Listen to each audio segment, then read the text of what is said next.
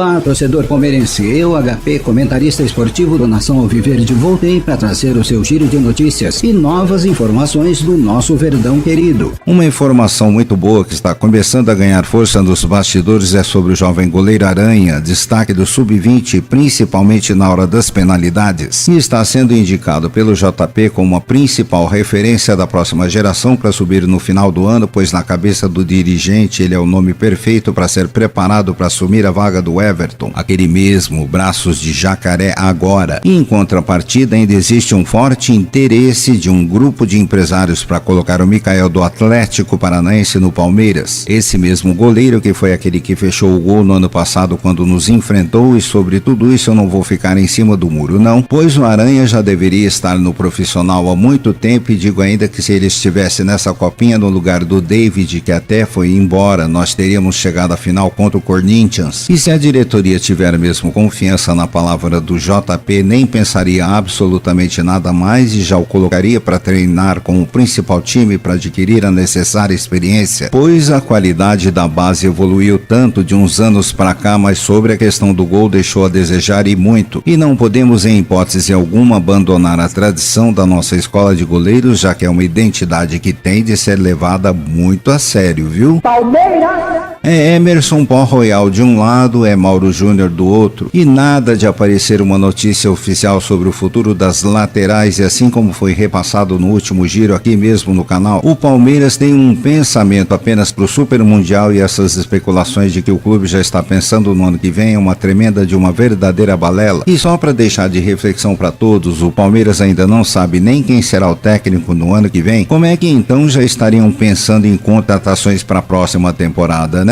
O Abel segue com seu futuro ainda indefinido, e todas essas especulações só farão sentido mesmo a partir do momento em que tivermos a certeza de quem vai estar à nossa frente. E quanto a isso, o mais certo a ser feito, e antes de pensar em longo prazo, precisamos resolver o atual momento, pois o clube, apesar das contratações milionárias, não anda bem, e pelo elenco que temos era obrigação ter feito o papel de casa no Allianz Parque, e muitos ainda não entenderam o vexame que passamos contra os corintianos, e aquele espírito de vencedor precisa ser resgatado urgentemente, antes que acabem com mais um ano. E você, Leila, sabe muito bem que quando os títulos não chegam à sala de troféus, o seu plano de alavancar as receitas do clube vai por água abaixo, junto com as enchentes do Tietê e naquela merda de sempre, viu? Será que vai ter palmeirense dizendo: olha lá um cocôzão novo? Palmeiras!